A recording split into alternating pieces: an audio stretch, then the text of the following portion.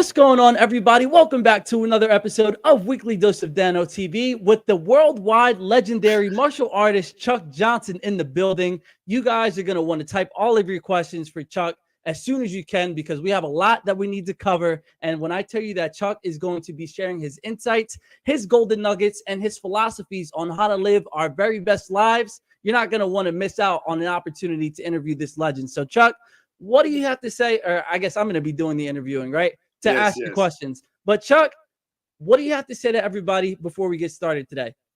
The only thing I've really got to say is thank you guys for taking the time to tune in and for just hearing, my story and where I'm coming from and what I've got to share. Appreciate all of you guys. Awesome, man. So like I said, you got to do whatever you got to do to raise your vibrations, whether it's liking the channel, sharing it, and typing in your questions and just bringing in your positive energy. And let's go because it's time for another episode of Weekly Dose of Dano TV. Let's get it, everybody.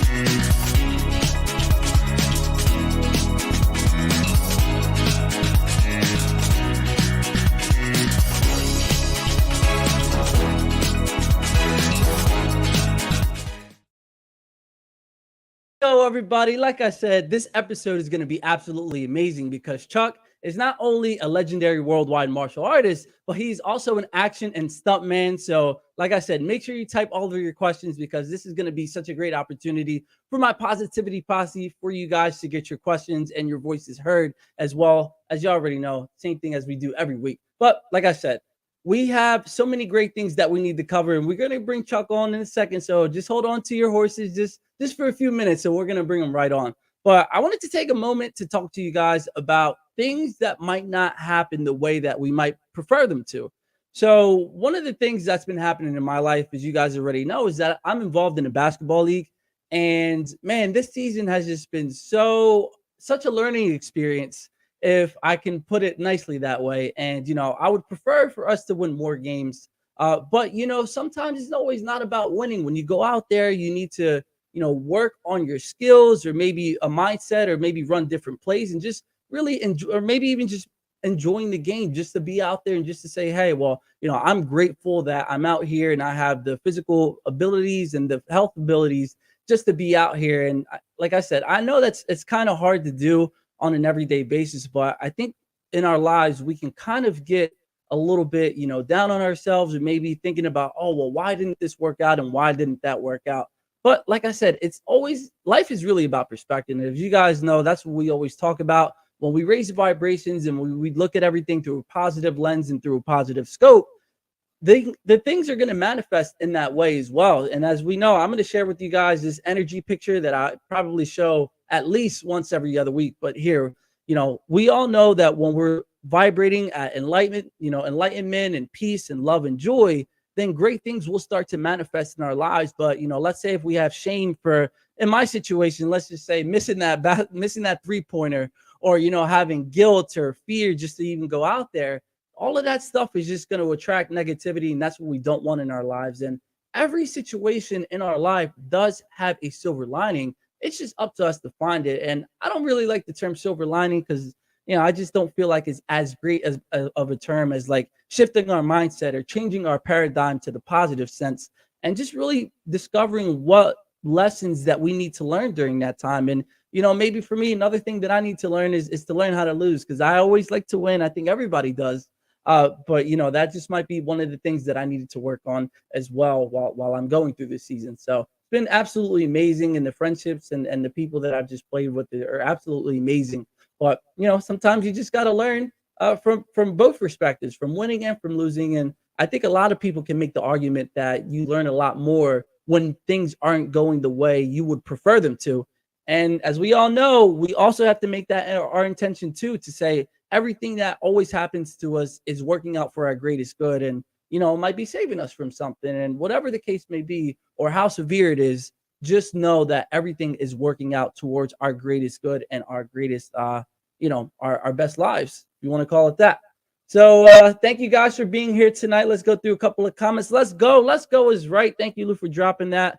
Thank you for dropping the hashtag positivity. You guys are absolutely amazing out there. Thank you. I had to switch it up and try something new for today as well, just so we can. It's a new season. We have elite guests coming on, such as Chuck Johnson, like I said, a legend in the martial arts community and the acting community as well. And I know when he's going to come on, he's going to say, oh, I'm not really that, but he's just being modest. I'm telling you, when you guys read his bio, it's just filled with absolutely amazing things as well. He's just talking about, being a U.S. non-Olympic champion in Taekwondo, being former bodyguards for Sylvester Stallone and Jackie Chan. And we're going to get into all of those great stories as well. So like I said, it's time to bring Chuck onto the show. Do whatever you have to do to raise your vibrations, because Chuck is going to come on and he's going to drop some golden nuggets for us, or I should say some gold bars, because his life has been nothing short of amazing and absolutely fantastic. So everybody, like, share, do whatever you got to do. Drop some hearts, drop some fire chats and emoji, because it's time to bring Chuck Johnson onto the show. Chuck, what are you doing about that? What are you doing back there, man? Stop training everybody some fight choreography. It's time to get onto the show.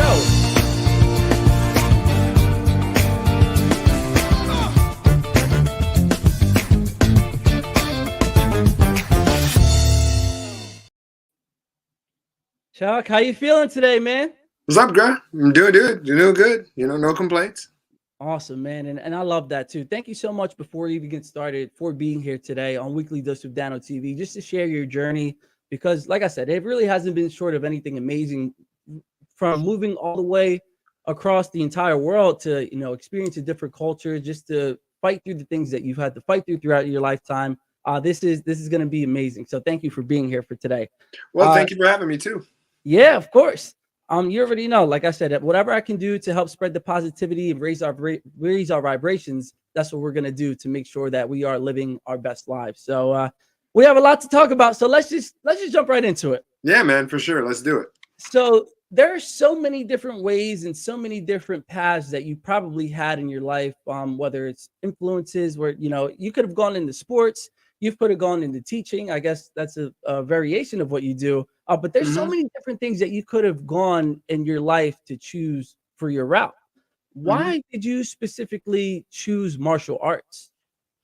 So the reason that I got into martial arts is because, originally I'm from Detroit, and I was the kind of kid that, like, I wasn't particularly shy, but, but I was kind of an easy kid to push around. You know what I mean? Like I wasn't necessarily the kind of kid that would fight back and things like that. And then also in general, naturally I had an athletic build, but at the same time, I was also a little bit too shy for team sports.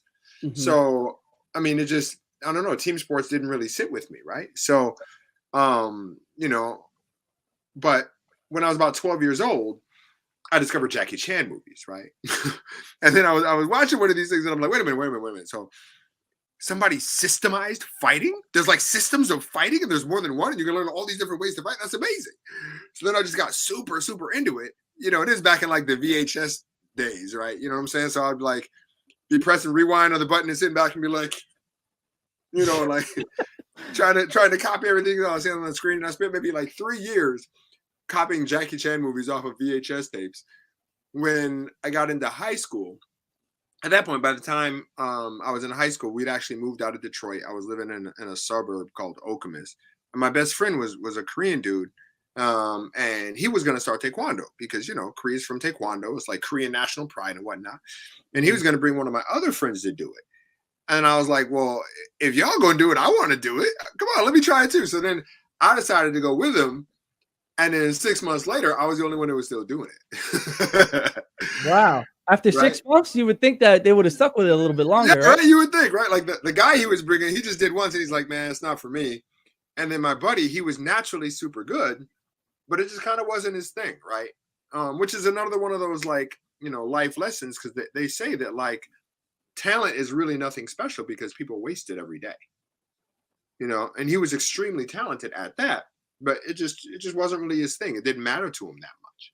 Whereas for me, I wasn't as talented as he was, but I just loved it. Like I loved it. So I was just there every single day. You know what I mean? I was there every day that this school was open, right? So, and I mean, that's where it all started from, was the fact that you know, all of a sudden I was this shy person that had this means to learn how to fight. When I wasn't naturally a fighter, but I could learn it systematically, right? Yeah. And that was the beginning of it. And then it was just about, because I just enjoyed it and I just thought it was cool. And back then, that was in the mid '90s. In the '80s, like I think the kung fu boom, quote unquote, was in the '80s. But in the '90s, this was still kind of pre-internet, so there was still like a lot of mystique around martial arts. You know what I mean? And it wasn't as common as it is today, right? So all that together just made it so fascinating for me. And then because I loved it all the time, I was doing it all the time. Because I was doing it all the time, I ended up getting really, really good at it. And then about 2.5 years later, normally it takes, 3 to 5 years to get your black belt. I got mine in 2.5, purely because of the amount of training I was doing. Wow. And then I went to fight in the Michigan Junior Olympic State Championships less than a week after I got my black belt. And I won gold medals in everything. So I swept all the divisions. So, and then after that, I was like, that's it. I found my way.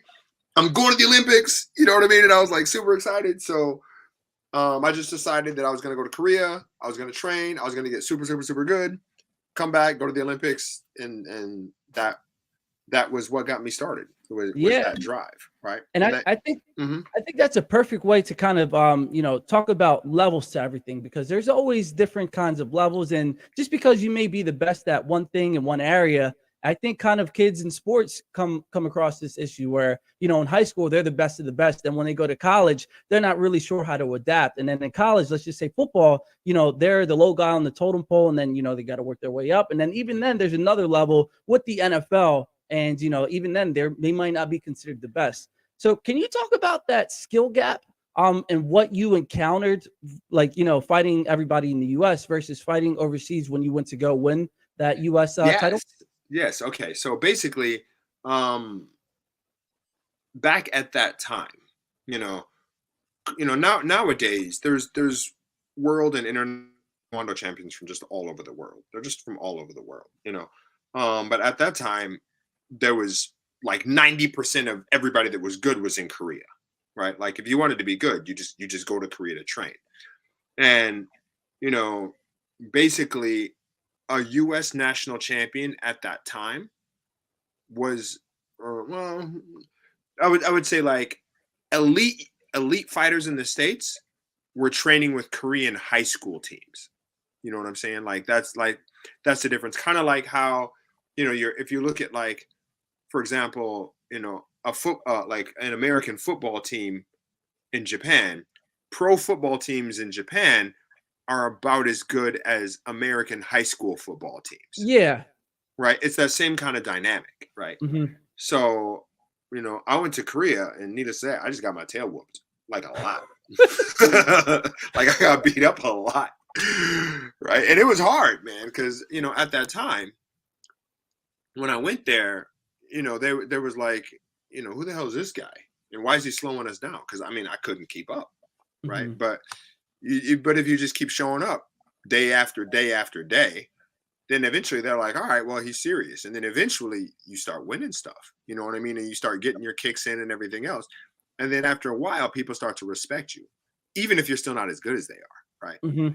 So, and it was funny because when I was training with them, pardon my language, basically I was just getting my ass kicked all the time. So when I came home, I didn't feel like I had gotten any better. Right. Yeah. But then as soon as I got back, everybody was like, whoa, oh my God, look at this guy, right? Like I was way, way, way faster and just stronger. And like, that's when I could really see the gap. And that's when I could see that, getting my tail whooped all the time actually really paid off, even though it was really hard at the time. Right. So, yeah, I mean, I did go on as far as I went in Taekwondo, like I mentioned it in the bio. I am a US national champion, but the excuse me, but there's different levels to national champions, right? Okay. And in Olympic Taekwondo, the highest level is when you win national championships that are Olympic qualifying, right? I did win 2 national championships, but they weren't Olympic qualifying national championships. But the interesting thing is like once you get into that level, like the difference between, a local champion and a state champion, it's kind of big, right? And the difference Yeah. between the state champion and a national champion is also big. Yeah. But the difference between like a national champion and an international champion is like it's really small. And the difference between an international champion and like an Olympic athlete is like paper thin, right? Wow. So the higher you go up in those levels, the smaller the differences become. And, the bigger all the little things matter.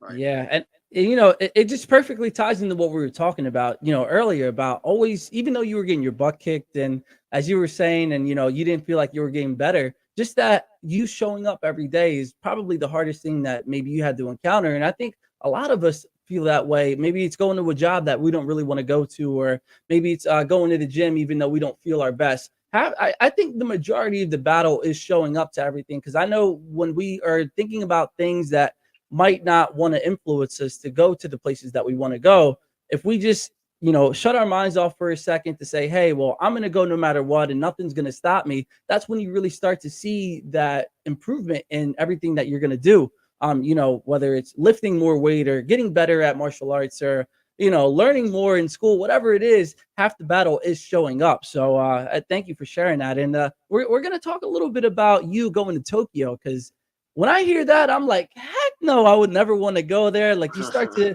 same example, you start to think about all the things that can go wrong. And I know when it comes to living in a different place, you might have faced some, experiences that weren't really in your favor. Maybe Oh yeah, some, sometimes it was raw, man. yeah, It well, was really raw. can you talk about one of those times and how you responded to that adversity? Because a lot of people say, specifically that racism is just in the US. No, it's everywhere. And you've probably Yes, it is. experienced, prejudice or things like that. So tell us about, one time or something that happened over there and how you answered to that adversity. I think one of the hardest experiences that I had is that, okay, so basically, as I was saying back in the day, I was all about going to the Olympics. But one of the things that I came to realize is that there's a lot that goes into being an Olympic athlete, like a lot more than I know. That like there's sponsorships and there's financing, and then you got to find the right coach, and so it isn't even so much completely about the talent of the athlete. Is it's this whole like ecosystem that has to revolve around growing the athlete. And what I had was just myself, right? And nobody makes it there by themselves. You have to have the ecosystem to support your growth in order to get there. So, that being the case, by the time I was in my mid 20s or so, I started thinking like, okay, well, if I'm really, really, really going to do this Olympics thing, like I can't do anything else in my life. Like everything else has to go out the window, right? But at the same time, because of my experiences in Korea, I started traveling. I started going to foreign countries. I started learning foreign languages, and I started seeing just how much world there is out there, right? And then I thought, and I just had my eyes open to a lot of different stuff, right? So then I thought, well, do I really want to be 30 years old and only know Taekwondo? And then the answer, when I really, really thought about it, was no. Like I loved fighting, and I loved the fact that it's like chess at a million miles an hour, right? Hmm. So, but for me, it wasn't necessarily about winning. I just love the process, right? So, and I love the challenge, and I love the goal setting and all that other stuff. So, needless to say, by the time I was in my mid 20s, I thought, okay, well, maybe it's time for me to find a new thing to do for myself. Maybe it's time for me to find a new way. And I didn't know what that way was. So I thought, well, because of Taekwondo, I lived in Korea and I'd lived in China while I was actually in Hong Kong.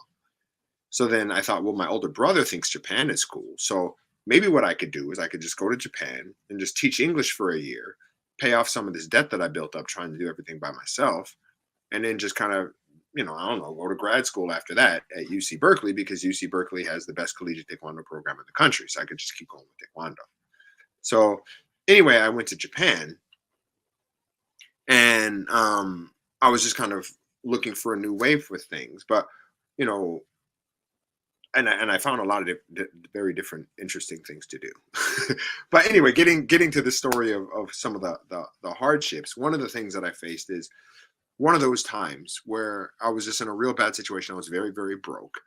And I got into this like kickboxing match that I wasn't necessarily in legally, I don't think.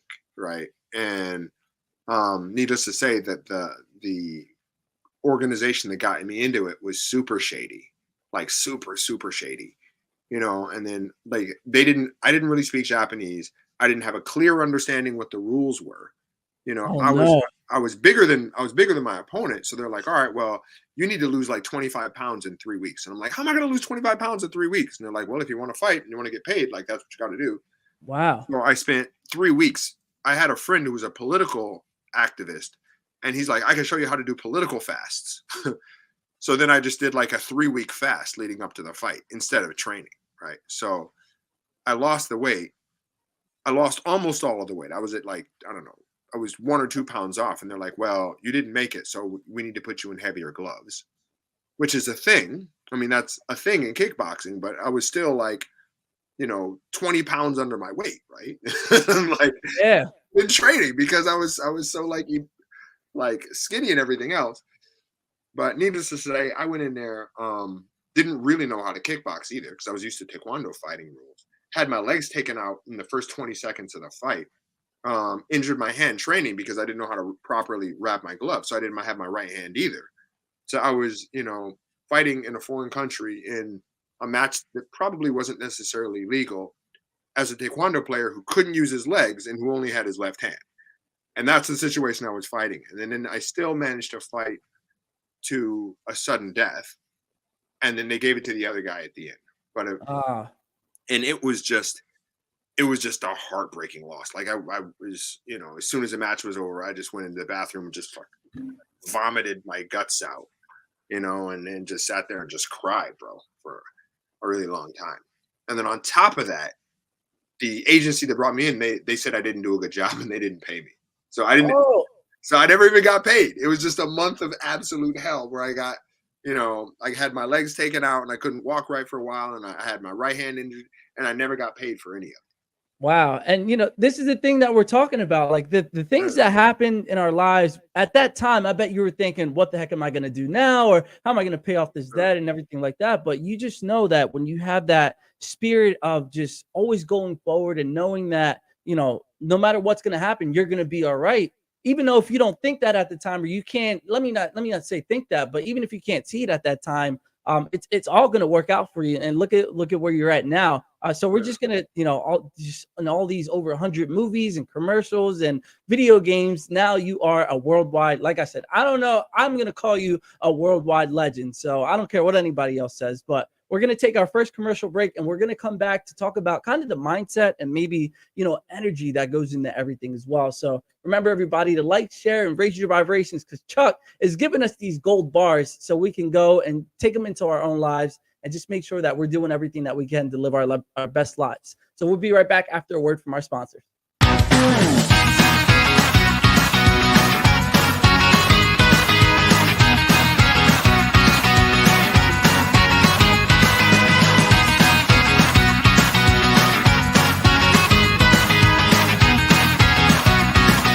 Takes a village about keeping our families together.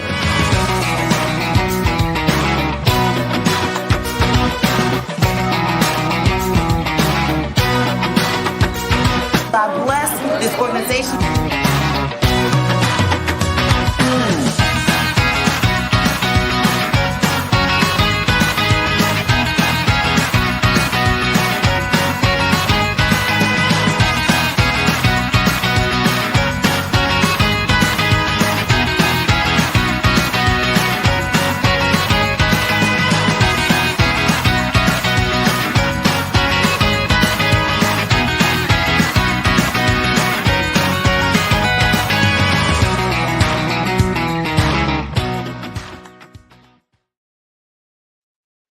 That was our sponsor, It Takes a Village Housing. Thank you to It Takes a Village Housing for sponsoring Weekly Dose of Dano TV and supporting all of this great content with Chuck Johnson here, aka the worldwide legendary martial artist. And there you go. Jeanette says, "Wow, what a heartbreaking story!" But she gave you your claps as well, just to show that all the Thank you, great Jeanette. work that you had to do. Appreciate it. I told you guys he was going to come with that fire. And now we're going to go into more of like the energy side of everything, because I think that's very important in anything that we might do, whether it's, having this television episode right now, or you going through, preparing for fights, and everything that you got to do. And like I said, you can throw it to anything as well. And I know sports is a big part of it too, because, Michael Jordan and Kobe Bryant and Russell Wilson, all of these people utilize meditation in order to elevate their performance. So, Chuck, do you meditate at all, or what are some of the things that you do in order to take that your performances, whether it's on the big screen or in the martial arts, to the next level? So basically, one of my biggest things is flow, right? I read this book a while ago. I can't remember the name of the author, but the book is called Happier, and basically the author sat down and he did kind of a lot of analytical research on what exactly it is that makes people happy, right? And one of the things that he had said is that happiness is finding flow, and that flow exists on a vector between difficulty and skill level, right? So basically, if what you're doing is too difficult, then you can't really focus on it because you get frustrated, right? But if it's too easy, you can't really focus on it because you get bored, right? So basically, with everything that you're doing, you want to set up your goals so that it's just hard enough that if you really, really, really, really try and you really, really, really, really focus, you can just barely pull it off, right? And then setting up challenges like that is how you find your way into flow. So, and that's what I'm all about in terms of how I create forward movement and forward energy. Is I look for I try to find things that will put me into that flow state. Meaning, I try to look out for things that would be very, very hard to do, but not impossible, right? Not impossible for me, I should say, right? Yeah. No, yeah. Wow, that's so interesting too, because you would think that a lot of people will want the easy route, but I guess that's why, if you are taking the easy route, you don't have that form of satisfaction, and you may, like you said, become bored, and that's why you won't try your best. So everybody out there, don't be afraid to do the hard thing or the thing that might be the most challenging, because like Chuck said, that's where you're going to find your flow. And okay, Chuck, let's just say somebody You know what? If I could just make one other point. Yeah. One other interesting thing that I read as well is that people aren't actually the happiest when they achieve their goal. They're the happiest when they're in the middle of the fight and it feels like they're winning. Really? Like, that's when people are their happiest, right? So after you achieve the goal, it's like, yay, I did it, But when you're fighting and you're winning, like that's just that feeling right there is the happiest feeling that you can have, right? And what that means is that basically, as animals, as living things, we're hardwired to struggle and we're hardwired to fight. So you have to constantly seek out challenges and you have to get in the ring, quote unquote, with everything that you're doing. You have to make it a fight. I love that. Now, let's try to imagine, your happiest, state of flow, and, maybe you can get into it on, a drop of a hat, or, at the snap of a finger. I know this might be a little bit difficult to really explain, but can you describe what that feeling of flow is like for you? Basically, when you achieve flow, like you lose consciousness of yourself and you lose consciousness of time. Like you get so engrossed in what you're doing that you just forget about everything else, and you're just in you're literally in a meditative state. And you have no consciousness of yourself and you have no consciousness of time. It's one of those things where you're doing something and then you look up and you're like, oh my God, it's been 3 hours. Like, where did the time go? Or, sometimes like when you're playing sports and then afterwards you look down and you're like bleeding and you're like, when did that happen? Right. Yeah. And that's like, those are the kinds of things that happen when you're in flow. Right. Wow. And it's so interesting from your perspective to think about, being a martial artist and being in the middle of the fight and, you got somebody that's trying to, I guess, hurt you or trying to take you down and, maybe whatever you want to consider it. And that's when you're going to find your happiness. You would think that that's kind of like an oxymoron or super ironic that when you're in that time of, physical stress or maybe physical endurance, that's when you're going to find your flow, which is everybody out there needs to find their flow and whatever it is, just don't be afraid to do it. Because you never know what you might find during those great states. And Chuck, you are a head fight choreographer at the Seattle International Stunt School. Is that something that you'd like to teach to your students? Yeah, I mean, I've been teaching at the stunt school for maybe almost a decade now. And it was the stunt school that I originally graduated from, right? Oh, So wow. for me, being able to come back to this place that basically gave me my career, more so than probably anywhere else that I've trained. Being able to go back and then give back and then help out kind of the next generation of up and coming stuntmen, it's really an honor, man. Like I've been doing it almost every year, and like I just never get tired of it. It's hard, just because I mean we push them for 8 hours a day every day for like a month, and like stuff like falling downstairs and jumping off of really high platforms or buildings and lighting them on fire, and just 8 hours a day for like a month, right? And even as a teacher, like it's tiring. Right, because a lot of the stuff you're doing it with them, right? But it's just so rewarding, especially when you get to see these guys go on to have amazing careers and just do amazing things in the world of stunts. And then a lot of them go back and then they give to the next generation, and like it's just awesome. It's a beautiful place, man. It's an incredible school, and all of the teachers there are amazing people, just kind people, good people, and all the people that come through the school. It's like you were talking about in the intro when you talk about like positivity attracting positivity, and that school is just, it's just lives, breathes, eats, and sleeps positivity, and it's incredible. Man, and they got one of the best people for the job as well, because as Brandon said right here, he says not only is Chuck one of the kindest people, but also one of the hardest working as well. So it's amazing to see that they got the right person for the job. And a lot of people, when it comes to graduation or just school in general, they don't even think about, really going back and maybe giving back. And one of the things that you just mentioned was it starts a great cycle of, for the next generation and for the people to follow. Why is it that you wanted to actually go back to where you graduated from to help that future generation? Just because, I mean, I think at the end of the day, man, like, the greatest thing that we can ever do is just be contributing members to society. You know what I mean? Like that's the best thing that we can do. You know what I mean? Like and it looks like this. Let me see if I can do it right. Ignore the other fingers, just look at my two fingers. It looks like that, right? And the reason is because one stick can't stand without the other, is the idea. Is Wow. this shape like that, right?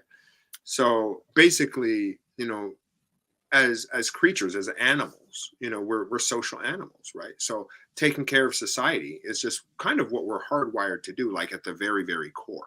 We're caring about our in-group, caring about our own society. We're all kind of, nowadays, we're kind of living in a world where everybody's like, well, I'm not a role model, and like I don't care about this and I don't care about that, and it's all about me. And there's a lot of that energy.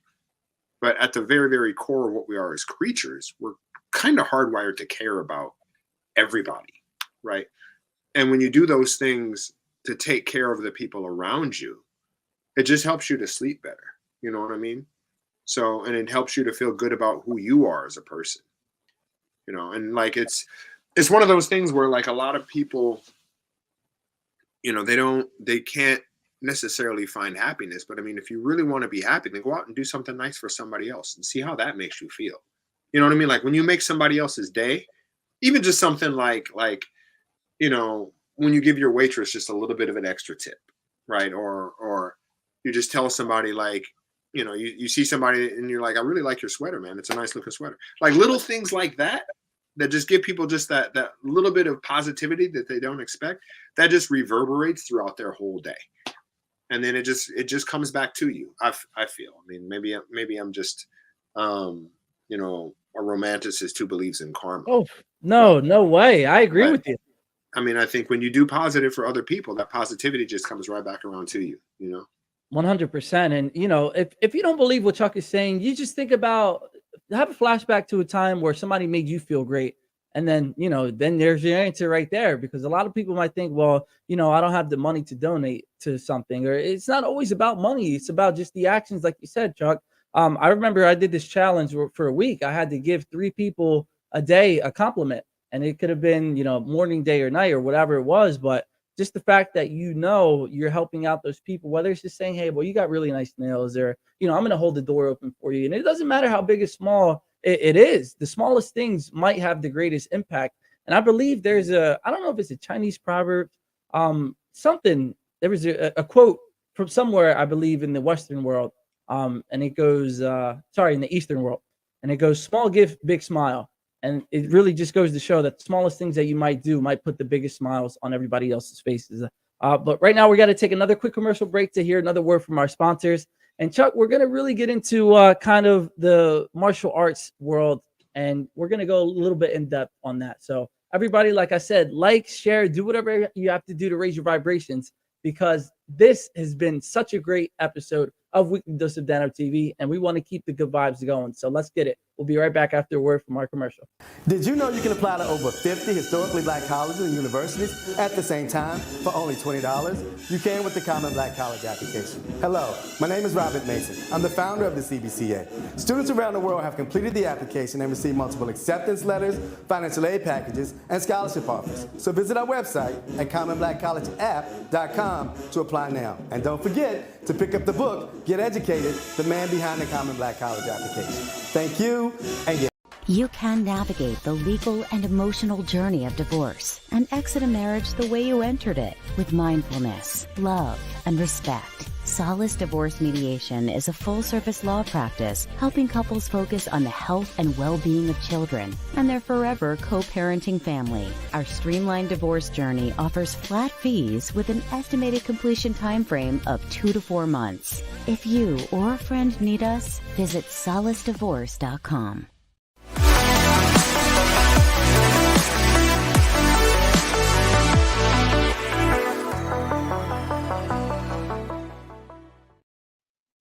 That was just a quick word from our sponsors. Again, thank you for that sponsor for making this all possible and letting Weekly Dose of Dano TV be the best platform for everybody to tune into, to learn more about themselves and to get inside the minds of the greatest legends available. And like I said, I have one of them here with Chuck Johnson, worldwide martial artist, actor, and stuntman.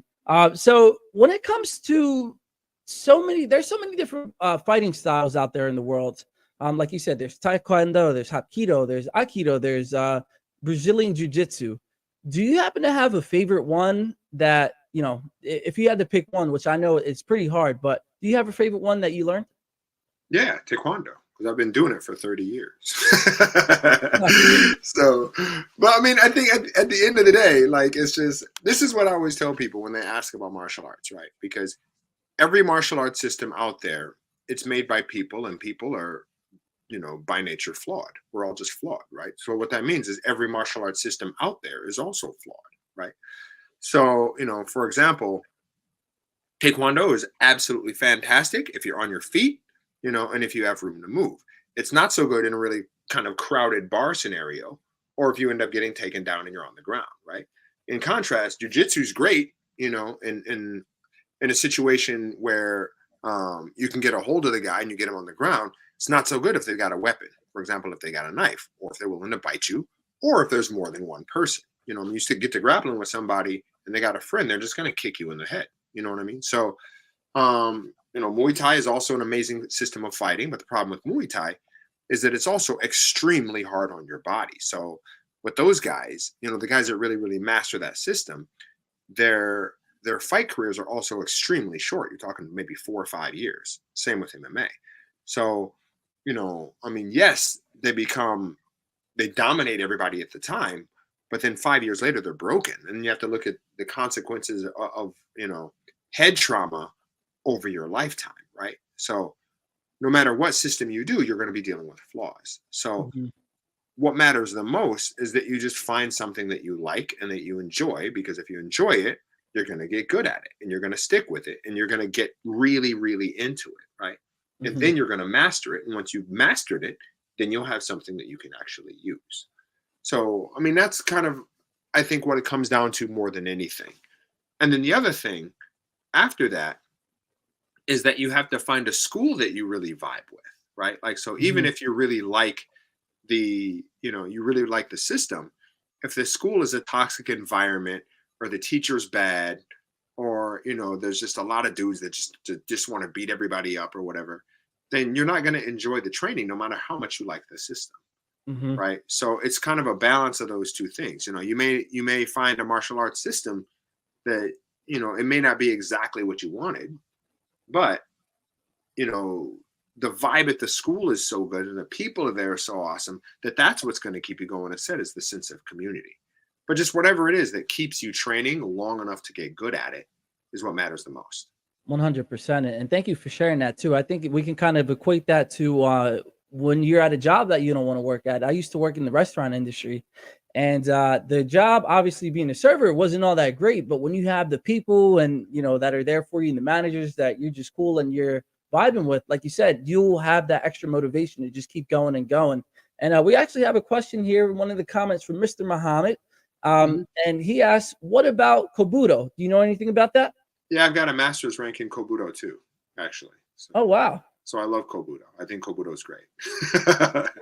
I love it. So what is it? Because I'm not sure what it is. So could you Kobudo is it's the traditional Okinawan weaponry. Ko in this case is the Japanese kanji for old. So it literally means old martial art in Japanese, which is just the original weapons of Okinawa, right? Is Kobudo, right? Like, for example, bow, and then nunchaku, sai, kama, even boat oar as the old Kobudo weapons. And I think Kobudo is fascinating because, for one, it's interesting because you get insights into the things that people used to fight with a long time ago, right? It's almost kind of studying it is almost like gives you a window into history, which I think is super, super interesting, and the kinds of things that people had to fight against back then, right? It's also interesting because when you study weapons, basically you learn how to weaponize everything around you, right? So in my Taekwondo school, I do actually, after black belt, I actually teach weapons as well, largely because I think you spend the first 3 years learning how to fight with your hands and your feet. And then after that, you learn how to fight with literally everything else. So, you know how to, if you have to, you could pick up a pin and you can fight with a pin. You can pick up a book and you can fight with a book. And a good martial artist should know how to pick up and fight with literally anything, right? So when you study this broad range of weapons, you learn all the different things, all the different ways to weaponize different things of different structures, or different structures of different shapes and sizes and things, right? So, for example, if you study flexible weaponry, which is like the Indonesian sarong, then if you know how to fight with a sarong, then you know how to fight with a towel, you know how to fight with a t-shirt, you know how to fight with a belt, you know how to fight with kind of those long bracelets that wrap around, you know how to fight with a rosary, so, wow. Or if you study Kali and Eskrima, and you learn how to fight with a stick, like stick fighting, sticks are everywhere. It's any kind of a blunt thing can be weaponized as a stick, right? You could, like if you have half a broomstick, you could pick that up, right? Like just, I don't know, looking around this room, just anything. Yeah, I was gonna say, I think even those paintings or those pictures that you have up there can be used to put somebody in their place, so to speak. Yeah, completely. I mean, you'd be surprised how many different things you can use to really hurt somebody. Yeah, you can weaponize anything if you understand the basic principles of how weapons work, and then the principles of where the human body is strong and where it's weak and what parts to attack. Like, it's just, martial arts are fascinating, man. Like, it's really, really fascinating. of course. And like everything that goes into it, whether it's the discipline and the energy and just having that experience in case you need it, Those are all important. And like I said, I actually need to get my butt into the gym as well, or the dojo, or whichever you want to call it, because I was studying it for a few classes, only like 3 or 4 classes. And, I really love the school and everything that what they were teaching, but the school just ended up being a little bit too far. And after this conversation that we've had, I think that kind of reignited the spark that I need to go back. And, I've had, so many people tell me that, whether it's my brother or, other people that are very distinguished in their fields, just say that you need to learn how to defend yourself, especially now, because you rather know it and not need it than need it and not have it, Exactly. And it's really great as well. But I want to talk about one movie specifically. And have you ever seen? I already know you're gonna know the answer to this, or you've seen this movie. Have you ever seen the movie Ip Man? Ip Man? Yeah, I did. I love that movie. Now, obviously, we Well, oh, go ahead. go ahead. What were you gonna say? No, Donnie Yen is he's amazing because his acting is just as good as his martial arts is, and that's very rare. Like, because you have martial arts movies where, like, you have a great actor, but their martial arts kind of like, right? Or conversely, like, where their martial arts are amazing, but then you look at their acting and you're like, yeah. But Donnie Yen, like, he's equally impressive in both. He's really amazing. Yeah, and I brought that movie up specifically because I just love the movies. All of them were really good. I just think that the first 2 were the best ones. But anyway, we have a fight choreographer here and martial artist expert. So can you talk about how realistic? So one scene that always sticks out to me was, do you remember the scene where he was fighting to win against the 10 men so he can get the 10 bags of rice for his family? Mm-hmm. How realistic is Wing Chun when it comes to, like, taking on 10 people? Like, is that over dramatized, or do you think that with the study of Wing Chun, when you know it, that's something that you can actually accomplish in real life? I think the thing that would make Wing Chun tricky in a multiple opponent scenario is that Wing Chun uses a lot of trapping, right? It's like boom, boom, and then you lock up their hand and then you do something else, right? Mm-hmm. But the issue with trapping is that when you trap, you're necessarily locked up with one person, right? So that's not to say that if somebody isn't extremely good at it, then they just couldn't apply it, because I mean, a lot of what martial arts is knowing this thing well enough so that you know how to overcome the weaknesses of the system itself. Like, that's what mastery of a martial art really is knowing, okay, these are the weaknesses of the system, and this is how I can get around those weaknesses in order to beat people who don't know the system. So, I mean, to be perfectly honest, I don't know the answer to that question, because that would depend on how good Ip Man really was. And I don't know. I've never fought him. Never met him. Yeah. But maybe he could. Maybe he could beat 10 people, or maybe it was just it's been romanticized over time. And it's become kind of legend and whatnot. But maybe it was actually only 3 people. I don't know. Yeah.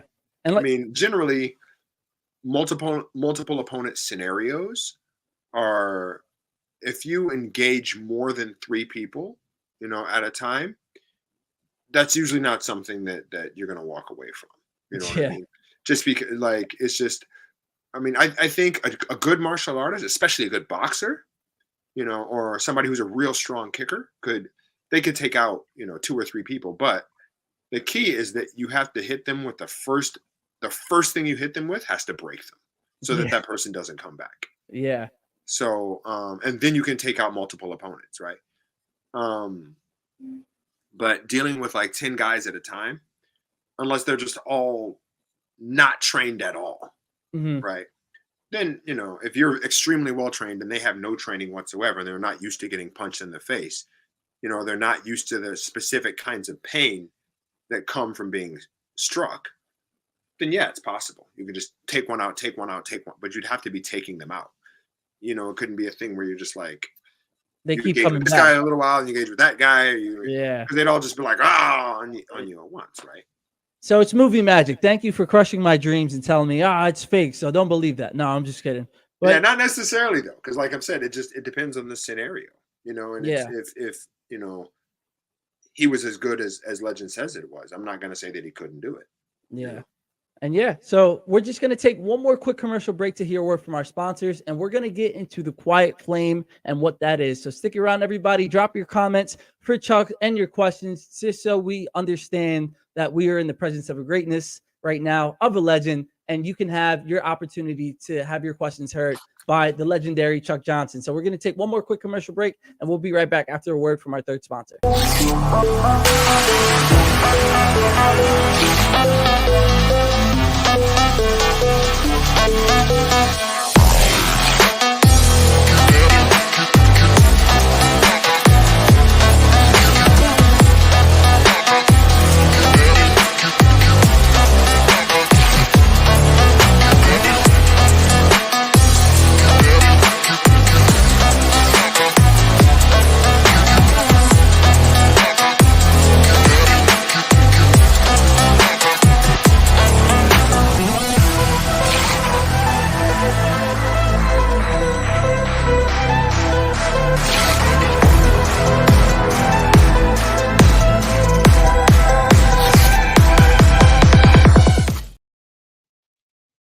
Everybody, that was our third sponsor. Thank you to our third sponsor for sponsoring Weekly Dose of Dano TV and making this all possible to spread the love, spread the happiness, and spread the positivity that we all need now more than ever. And to give us the keys to take all of these life lessons, whether it's Chuck's lessons, my lessons, or just everybody in general, so we can take them going forward, so we can really unlock our greatness that lives within each and every one of us.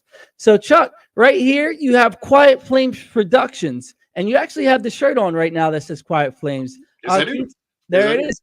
Can you tell us all what that is and just give us a scoop on that? Okay, so Quiet Flame is interesting because it actually started off as a Taekwondo school.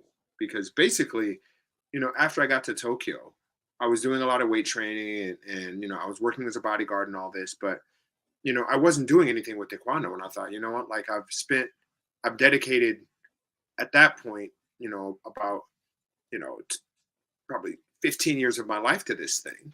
And I thought, if I don't use it, or if I don't, keep up the skill, I'm just going to lose it all. Right. So as a function of that, I decided to start, because I didn't have a dojang. I didn't have a place to teach. So I decided to just start a martial arts YouTube channel, which I'm still running, actually, which is just Chuck Johnson. And then I just started teaching online. And then I was teaching online, like I just ended up kind of developing a following that just grew and grew and grew. And then because I was in Japan at the time that the Japan YouTube studio was opening up, Japan YouTube had said, that they wanted to try and compete with, Amazon and Netflix, which were just starting at the time via YouTube Red. And they're like, well, Japan YouTube is still really tiny. We don't have any YouTubers that know how to use the studio. You've got one of the bigger YouTube channels. Even though it's an American YouTube, you're technically here. So we really want you to use this studio. And we're wondering if you would know how to produce a movie. And then at the time, I already had a few years of experience in, in entertainment. So then when they offered me a chance to produce a movie, I was like, yeah, I can produce a movie. It was my first time doing it, but I was like, I can figure it out. So yeah. I did that. And that film was called Fist of Absinthe. And it was a collaboration between Toei and Google and Adidas. And it ended up on Amazon Prime. It's still on Amazon Prime now. The main title track ended up on like iTunes, and I won all these awards for it and whatnot. So that was the start of kind of Quiet Flame stunt team. And then also Quiet Flame, the film production company. The Taekwondo school started because basically, after teaching on YouTube, I ended up with one guy who said, hey, I'm in Tokyo too. Can I come and train with you? A guy named Dean. So then I just started teaching Dean, and I would just find a different room every week. And then I thought it'd probably be easier if I found one room. So then I had another friend, or I knew a club that used to be trained, or I knew a club that used to be operated by Japan's national team coach. He got too busy. He ended up leaving. So then this club was just left with some of the senior members, and it had dwindled down to just one or two people. So then I thought, okay, well, there's only two of you guys, and then I've got one student. So why don't we just do this thing together? Mm-hmm. So then that became using their space, that became the beginning of Quiet Flame's Taekwondo Dojang. And then those three guys ended up growing eventually into over 100 people, and then after that, then somebody said, hey, can you teach my kid? And I never taught kids before, but I'm like, all right. So then I started teaching the kid, and that kid had a really good time. So he invited his friends, and then those friends invited more friends. And then I ended up with three dojangs in the Tokyo area. Wow. You know, and then basically the Taekwondo schools constitute the base of operations for what Quiet Flame is, because film is just always just up and down and up and down and up and down, and it's quite irregular and kind of Yeah. unpredictable. And it seems like So it's coming back too with, Barbie coming out and Oppenheimer and the next things that Quiet Flames has to produce. So let's talk. We only have a few minutes left, but let's talk about that, Chuck. For everybody watching, what can we expect from Quiet Flames or maybe from you personally with some upcoming projects? So the biggest thing right now is I'm producing my first feature film. It's called Eastbound Traffic, and it's a story of, or the story revolves around sex trafficking. So it's how it is that this film came to be is that would be an interview in and of itself. Hey, we can do a part 2. Yeah, but basically it's the story revolves around sex trafficking, and I wanted to create the most accurate representation of what sex trafficking is that I most humanly possibly could.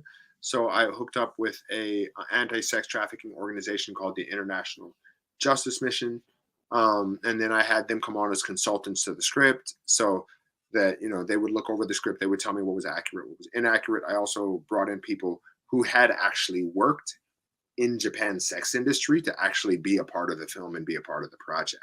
So Wow. a lot of the thing when you watch this film, a lot of the stuff that you see happening in this film is things that actually happen to the people playing those characters in the film, which is something that I've never seen done before.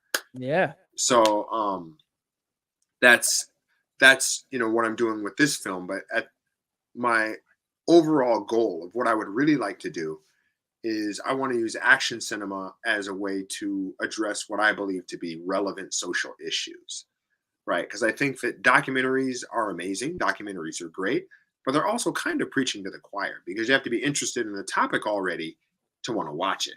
Mm-hmm. Whereas everybody likes watching stuff get blown up, and everybody likes fighting, right? Like everybody loves just car chases and all that stuff, right? So basically what I'd like to do, within my lifetime is to create these action films that just address social problems, right? And that address them in a really intelligent and objective and non-preachy way, where they simply say, this is an issue that we're discussing. Here it is. Do with it what you will. Yeah. Right. And, So yeah. and then Eastbound is my first feature attempt at that. I did another short. My first real test of it was a short film that I made called Almost There.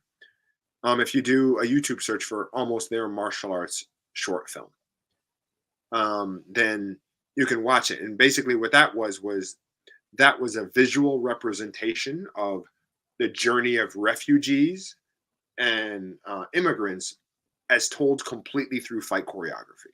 There's not a single word spoken in the film. Wow. Right? And that was my first attempt at thinking, okay, how can I bridge action cinema with social impact, right? Wow. And as a short film, it was extremely successful. I'm still getting invited to festivals over that.